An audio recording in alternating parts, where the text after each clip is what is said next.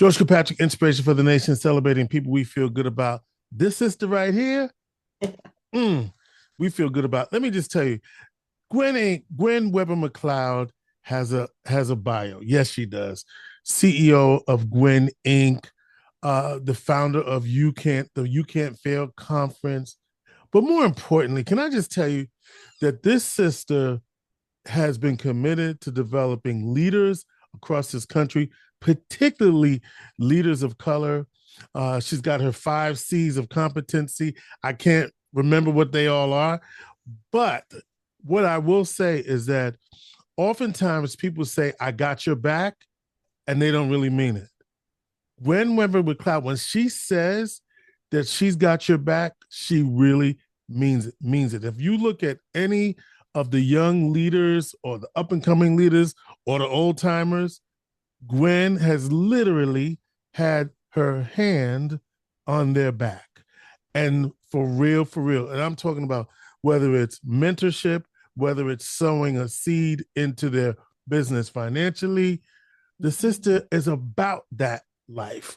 And so I know there's a formal bio and all of that, but I just want to say Gwen is the real deal. She puts her money where her mouth is, but not only that, she means what she says. And she's trusted by leaders throughout this country. The example that she gives are from the boardrooms that she's actually sat in, including her own. Okay, Gwen, can I stop talking now? Have I said enough? Well, thank you so much. And honestly, I really prefer to be introduced that way because I'm so much living in my legacy building years of my career. And I'm very clear. You probably see on my post all the time, I ask, well, what kind of ancestors will we be? What do we want to be remembered for? And so the fact that you see those things in me, George, really matters to me because that's what I want to be known for. And I also believe that I have a historical obligation to put my hands on your back and on the backs of other up and coming leaders of color, because I wouldn't be here if not for someone who had done that for me, either literally or figuratively, by setting a historical example for me. And so I'm going to add to that. I'm going to say something about what you just said. But first, let me just say that Gwen is here because she just released her new book, Your Leadership Journey, Living and Leading in and on Purpose, a powerful guide for anyone ready to lead with courage and authenticity on or off the traditional path.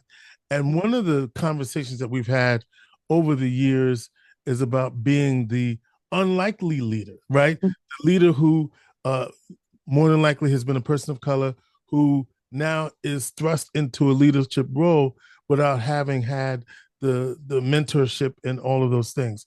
And but I did want to just continue this whole idea of it's one thing to say I got your back, and again I'm gonna say it again, but you actually do what you say you're gonna do.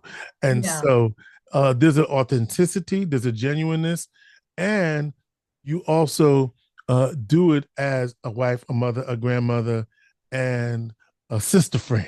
And so I wanted to get all of that in just in case people are like, but George, you know, but I got to tell you, this sister, she's doing her thing. And I just wanted to honor that because we need to give our folks our flowers. And Gwen and Gwen and I were talking a little bit earlier. She's as well known in Syracuse as she is in her hometown where she actually lives, right? So which is Auburn, New York, the home of Harriet Tubman.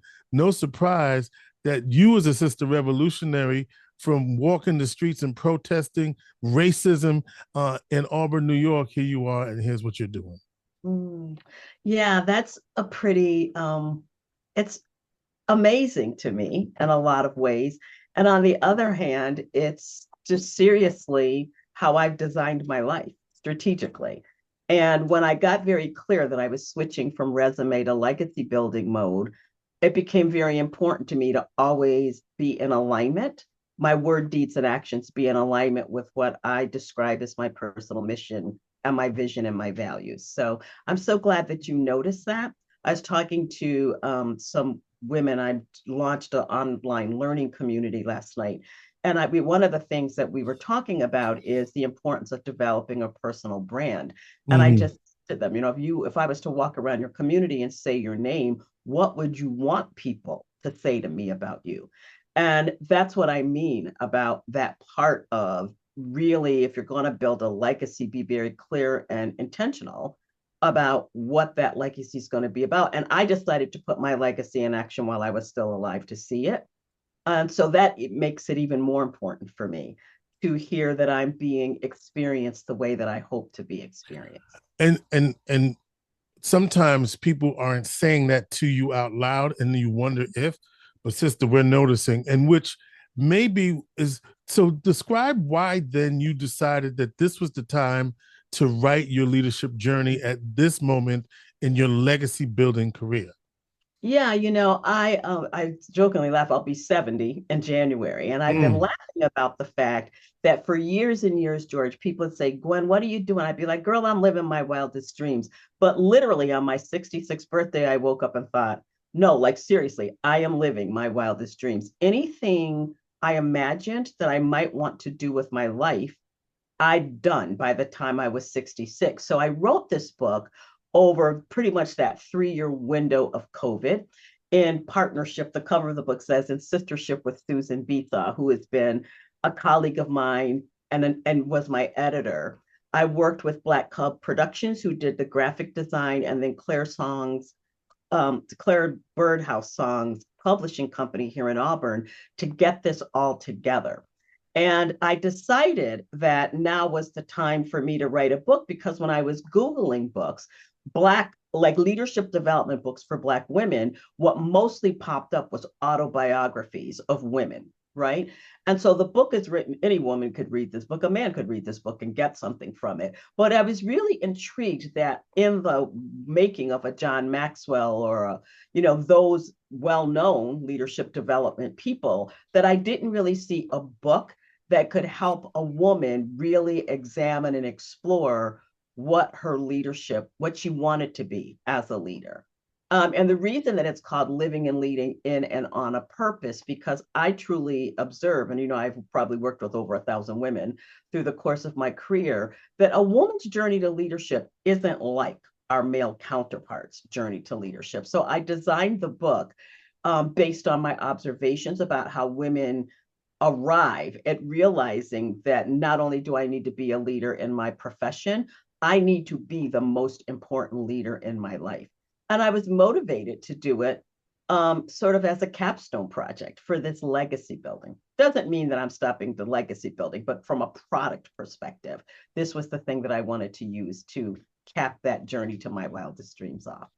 So, what's unique about the leadership journey for Black women in particular, as opposed to their Caucasian uh, counterparts, and also Black men and white men, right? So, Yeah. give me the whole kaleidoscope. I would say just demographically, it takes a really long time for a woman to even refer to herself as a leader. She often experiences that as something that for men and not herself. I would say that's triple the truth for women of color. And so I trademarked the term the unexpected leader based on my master's degree research to describe this phenomena that Black women experience. And so when we become a first, only, indifferent, we're the one to go first. We're not shattering a glass ceiling. We're literally shattering a cement ceiling. We can't see our way to the top because there's no one up there that looks like us. And frankly, nobody's checking for us either. Mm. And so we muster the courage to go first. We're simultaneously making history and completely isolated. Black women, and it's all grounded in unexpectedness. No one expects it to be you, ever. And so when you go first and you become that person, my research showed, in addition to all of the isms, the other dynamic that we're confronted with is that because people don't expect it to be us, it sets off this career-long dynamic. So once you become the first, only, and the different, then you begin this lifelong career struggle to gain and sustain credibility. And it's not that because you're qualified. In fact, unexpected leaders are often more qualified than their counterparts, and we always exceed expectations. But it's because of unchecked racism, sexism, microaggressions, in the workplace. And a term that one of my colleagues, Elizabeth Leiba, has in a book called I'm Not Yelling, A Black Woman's Guide to the Workplace. She offers for consideration that Black women are dealing with imposter treatment and not imposter syndrome. So when no one expects it to be you, but you know you're qualified, you know you're the deal, because people can't grasp that it should be you, they start to treat you like you're an imposter. And because we're isolated without support, we begin to believe that. The final thing that I noticed about women leaders of color is that we are very concerned about legacy building with strategic intent, because it's clear to us that the likelihood that someone like me will rise to that level of leadership really is based on perceptions of my success versus the facts and data of my success. So when we arrive, we are really intentional about keeping that cement ceiling shattered, and we're actively pulling a lot of women through. That comes with joy and challenge. It's stressful to be an unexpected leader. And that observation about my clients is what motivated me to write this book. And it's like a love note in some ways to the generations of women following me. But also, George, it's a great book. If you're a mentor to someone, a lot of times mentors struggle with, what do I want to talk to my mentee about? The book is also being used across the country by women who are mentors, by executive coaches are using it in their practice.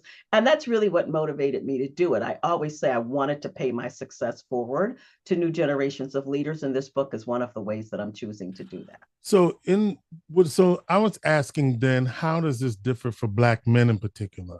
Mm-hmm. Well, it really doesn't. I just happen to have a specialty coaching practice, a drop down practice for unexpected. But I do it. I'm an executive coach to lots of Black men. I'm executive coach to people across demographics, but I am also an executive coach for Black men. And I would say that you're having the exact same experience.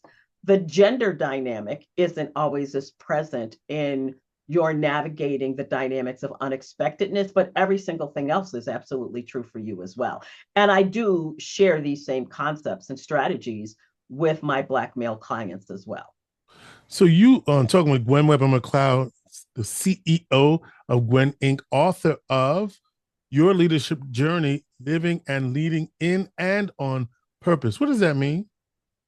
Well, I think that I know it's a play of words. Whenever I type it into Grammarly, it corrects. Right? But people tell me I have my own vocabulary, so it's a bit of a Gwenism phrase. But what I mean by that is that you need to live in your self-defined purpose. And a challenge that I see in leaders of color across demographics, right, gender as well, is that we a lot of times don't even give ourselves a chance to think about, like, what is my purpose? And so I believe that understanding that is essential. And then when you find it, to live in that every single day. So if people read my mission statement, they would see that I live in my purpose every single day. My actions and words demonstrate that. And on purpose means to be intentional about your life. Be intentional about that. To really be clear, to claim your career and use it as a resource, to live the life you really want to live, to define the life you really want to live. So living in purpose means really take that time of reflection to figure out what is your purpose, and then live on that purpose by making sure your mission, your vision, and your values are manifested in a visible, evidence-based way everywhere you are. You challenge the idea that leadership follows a straight, predictable path. So what do you think most people get wrong about how leadership really develops? Well, I think, first of all, there's a lot of stereotypes about leadership, and none of it was designed by us for us, right? So I think a lot of people get tripped up on their journey to leadership, because people of color get tripped up because we're basing it on leadership models that weren't designed by us for us. Honestly, George, the other thing that I see is that people often think that leadership is an external thing, and it's truly an internal thing. The most successful leaders I coach across demographics are leaders who are very clear about who they are, the difference they want to make, the values that they're standing on. And they leverage that to build the relationships with other people that then creates the environment for them to make the impact in the world they want to make or achieve professional goals. And I think the mistake that we make, people of color, is no leadership models are designed by us for us. And the other thing is that there's so many stereotypes about what leadership is that if you're not intentional about defining it for yourself, you will be from A to Z, B to D. And most of the leaders that I work with that are on the cusp of derailing, it's because they haven't solidified what leadership means to them and what they want to be known for as a leader. Obviously, you live in the city where Harriet Tubman is buried, Auburn, New York, right there at Fort Hill Cemetery. And right now, I wanted to take a quick detour, which you say is something that you should do in the book. So we'll get to that in just a minute. Right. But ask you about the moment that we're in, politically, emotionally, psychologically. We're under siege, right? In terms of our rights, etc. And we're seeing some argue that the leadership that's about standing up and making sure that those rights are defended isn't where as strong as it should be. I am also going to point to you to two Black women in particular who are leaders right now, who get a lot of attention as leaders. In New York, Letitia James, who's who the president is coming after. Jasmine Crockett, who has a platform. OG Maxine Waters, right? To name just a couple. All right, and so in this moment, and those are national leaders. There's some local, I'm sure. I mean, there are local. I'm just talking about those because they have high visibility, and the stakes are very high in the game that they're playing. And they're not playing any games, but in the environment that they're in this toxic political environment, where the gains that we've made, what you and I marched for, are being eroded. What are you saying about leadership in this moment? What it's taking for them, but also what it's commanding from the rest of us in this moment? What I would offer for our individual and collective consideration is this. If there has ever been a time in your life when you needed to put a stake in the ground about you, your family, your community, your work, that time is now. We are living, I was supporting a couple of my mentees, Demetrius McNeil and Arlena Harris have their own consulting company, and they're leading a project for the Central New York Community Foundation. And the presenter there talked to this group of aspiring nonprofit executives about that we're living in a VUCA environment. And it's a military term, but VUCA stands for volatile, unpredictable, complex, and ambiguous environment. That the world is so unstable. And that if there's ever been a time where we need to get really clear about who we are, what we believe, what we stand for, and what we're not going to tolerate, I would say that moment is now.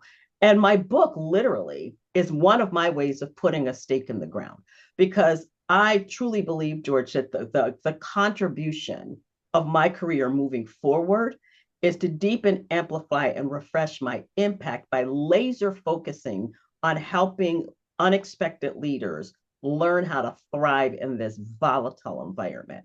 And what I think about Jasmine Crockett, I say the other two women, Jasmine Crockett, Letitia James, and Maxine Waters. Mm-hmm. And Maxine Waters, is they are complete examples of unexpected leaders.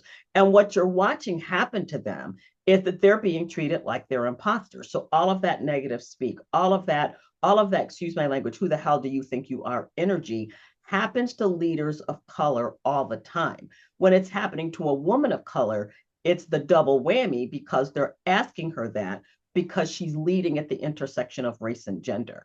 And instead of seeing what these women are bringing to the table, all leaders of color at this point as assets, we're being treated like liabilities. I will literally say that we are living in a very dangerous time, and that if there's ever been a time that we need to decide to live in our purpose and do that on purpose, this moment is now. The stakes are incredibly high. Let me see if I can remember the 5 C's of leadership. Four of them. Four of them. Okay, so Yeah. I know competence, Yep. calm, Mm-hmm. courageous. Yep. There's one more. Ooh, competent, calm, courageous. What's the other one? Confidence. Confidence. Oh, that was the easiest one. Mhm. That was the easiest one. As the cornerstones of your leadership journey. And so Right. you write in your book about embracing detours and setbacks as Mhm. part of leadership growth. Could you share a time in your own journey when an unexpected turn became a defining moment? It's funny because I'm kind of sitting in one of those right now, right? That my business, one of the hallmarks of my company has been my DEI strategy practice. Right. And as I'm watching what's happening, I say that I think the anti-DEI executive orders and related policies and practice really present an existential threat, particularly to the Black community. And they're also presenting a threat to companies like mine.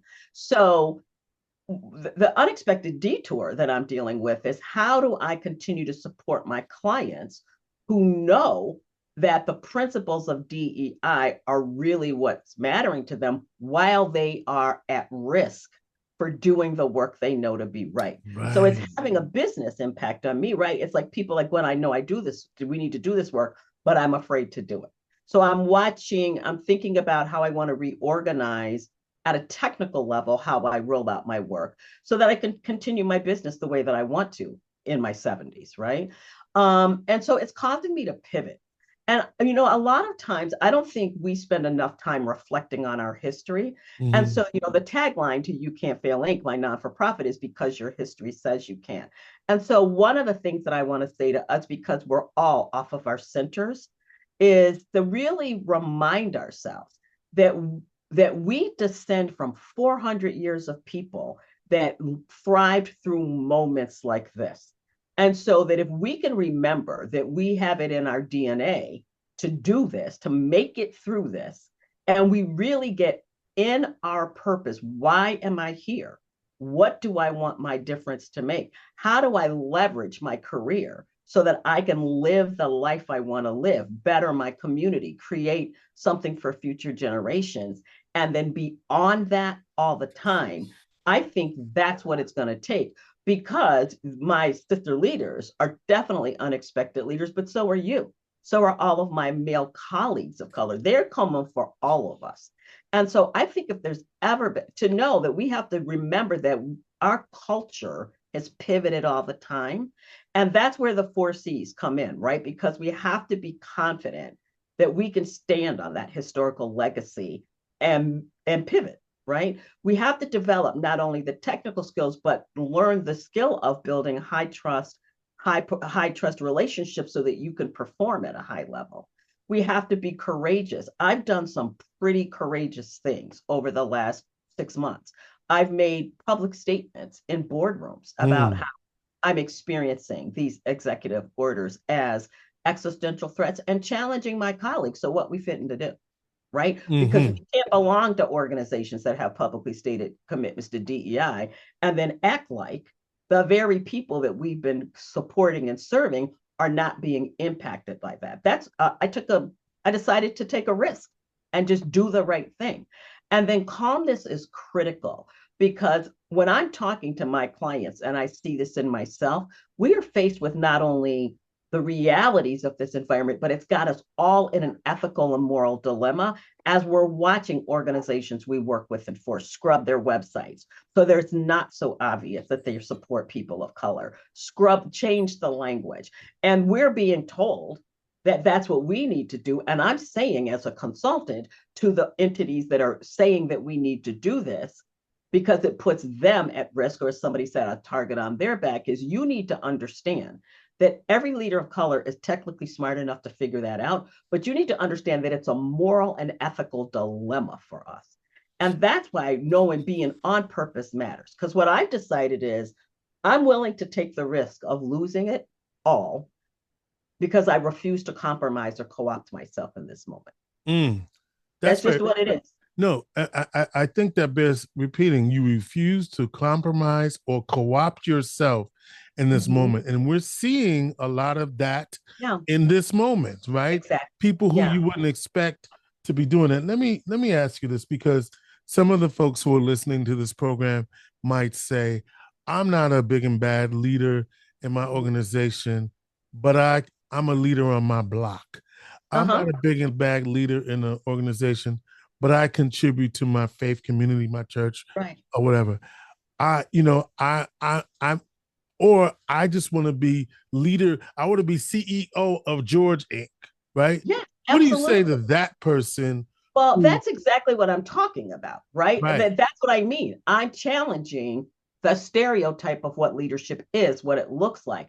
Your leadership journey is really an inspiration for you to make a conscious, intentional decision to be the most important leader in your own life, right? Mm. So when you're doing some of the activities, they might feel like business strategies, but that young mom that's a grassroots leader in her neighborhood has just as much power and influence as someone who has the technical label of a CEO. So my inspiration through this book and through my talks and the work that I do is that I'm inspiring you to become the most important leader in your own life. And then when you know who he or she is, claim your career. That job is that much of your life, but it is a strategic resource, right? It is a resource that you can consciously decide to use to finance your ability to be who you want to be. That you can really define, like envision, what do I want my life to really be like? And you can lead in your own life in a way that puts you in that trajectory. And I think in our community, it's critical that we break down that stereotype that you're only a leader if you've got a title. That's not true. I see leaders in Head Start classrooms, for Mm. real.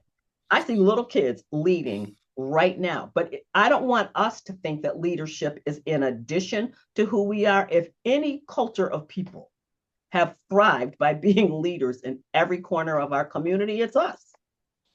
So, and we're coming to the. There's so Mhm. much more to talk about. Let Right. me let me let me ask you, if you were to say to me, of all the things that we could possibly talk about, and I got a few Mhm. more questions, but let me stop right there to give you an opportunity to say, George, the most important thing that I'm saying, aside from what you just said about leading in your own life and space and place, this is what I want people to think about as they're reading this book or even listening and watching this conversation. I think what I really want people to think about is that you matter, that what you do every day, wherever you're doing it, really matters. And that when you're doing it, you are literally setting the tone and setting a trajectory for generations of your family. Mm-hmm. Generations. That the I is the limit for the children in our family. So, what are we showing them in our words, deeds, and actions? And I think that literally is the most important thing we need to think about. What kind of ancestor do I really want to be? I always kind of jokingly say, if the 12th generation of Henry Louis Gates family is sitting across the table from you and they open the book and say, to your generation, future gen. Here's your great great great grandmother Gwen Webber-McLeod to the 12th degree. When they turn that page and see me, what do I want that generation of my family to know about me? Because straight up, everything rises and falls on leadership, and I'm talking about how I lead in my house, right? How I lead in my community, how I leverage the fact that I have a title to do right by myself, by my family. And that's really the thing, that we matter, and to be everything you want to be intentionally, to do that. And if there's ever been a time in American history for you to do it, it's now, because everything is at risk and at stake. What kinds of things then in the book, exercises, whether it be exercises or reflections, help readers translate your ideas into action in their own lives? Right. So, I wrote the book in a way so that it's an interactive business book, a leadership development book. So the book literally is a combination of reflections, a combination of essays, a combination of activities. And it literally takes you on a journey as you work through the book, from getting you to think of your earliest thoughts about what leadership means to you, what kind of leader do you want to be, to a set of activities at the back of the book that really get you to think about that you can start building your legacy right now. And the book includes some worksheets that you can use then to set out, like it's like a leadership development plan, a plan of action that you will use to guide your own decision making about your life. Leadership for women of color and my colleagues, leaders of color, is not a straight line because nobody expects it to be us. Right, right. Right? And so we have to be planful. And so I designed the book based on how I watch my coaching clients, which are predominantly women of color, move through this journey to get to that place where they're like, you know what? I do need to be thinking about my legacy. And you can be thinking about it right now. You write that leadership can be lonely, and but you also, a lot of us also want to be authentic at the same time. So how do you resist the pressure to perform, or this idea of imposter syndrome that you talked about, and how leaders can stay true to themselves without losing credibility or authority? Like, how do you be true? Well, I would say that if we use the examples of the women that you cited, one of the things that makes those women powerful is that they are authentic, right? And what I mean by authentic, I am confident that Jasmine Crockett is that same way at home as she is when she's working as a congressperson. And so what I observe in communities of color is that we don't spend a lot of time thinking about what being authentic means to me. So when I'm saying get in your own purpose, like reflection about who am I? What are my values? What are my deal breakers? What are those things people bet not never do to me?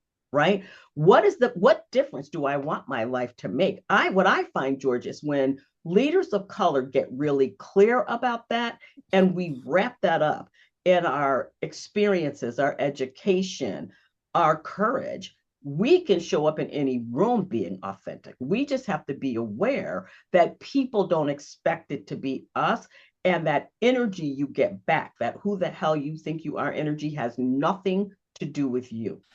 And if you can get solid in that, you can show up fearlessly in environments and make the difference that you want to make. And so many of us are afraid to be that. And what I find is when you are clear and authentic in who you are, people respect that more. Absolutely. And if you are sort of like, you know what I mean? You, all right. I will tell you, there are no shades of gray about me. People have very strong reactions to me. And honestly, they're extreme. They either like me or they don't. I don't know a lot of people that just kind of like me. They I heard that. Or they don't, right? And when I was a young professional, that used to really mess with my self-esteem until I decided that my parents had invested a lot of money in me and raised me to be this woman. So let me become an observer of what happens when I walk in spaces. And what I found out is, interestingly enough, the things that make people really like me are the exact same things that make people who are uncomfortable with me and would say that they don't like me. They're the exact same things. So I had to think about that. Like, what do those behaviors mean to me? And I want to be clear. I'm never disrespectful. I'm none of that. But what I am is really clear about who I am. And I now know that sometimes being clear about who I am makes other people uncomfortable. What I don't do is that I don't co-opt or compromise, George. I just honor that not everybody's gonna like me. I believe one of the most important things I did was to take off the straitjacket of other people's opinions. But what I will tell you this is that everybody respects me. And honestly, that's what I need professionally more than anything else. And in my family, people respect me. And that's my goal, to be respected. And especially as a president CEO who is an activist and public about my activism, right? And so as long as they respect me, then I've done what I need to do, because I have a singular goal. I just want to make sure that everybody walks away with their grace and dignity intact. But don't get me twisted, because if you cross the line with me, I will let you know that you crossed that line with me, but you won't be surprised that you did, because I'm gonna tell you what my deal breakers are. I know that's right. All right. This community, Central New York, you train nationally, Gwen Webber-McLeod, Gwenning. You train nationally, but I want to ask you this. How has this community, the community of Auburn, Syracuse, Central New York, shaped your own leadership journey?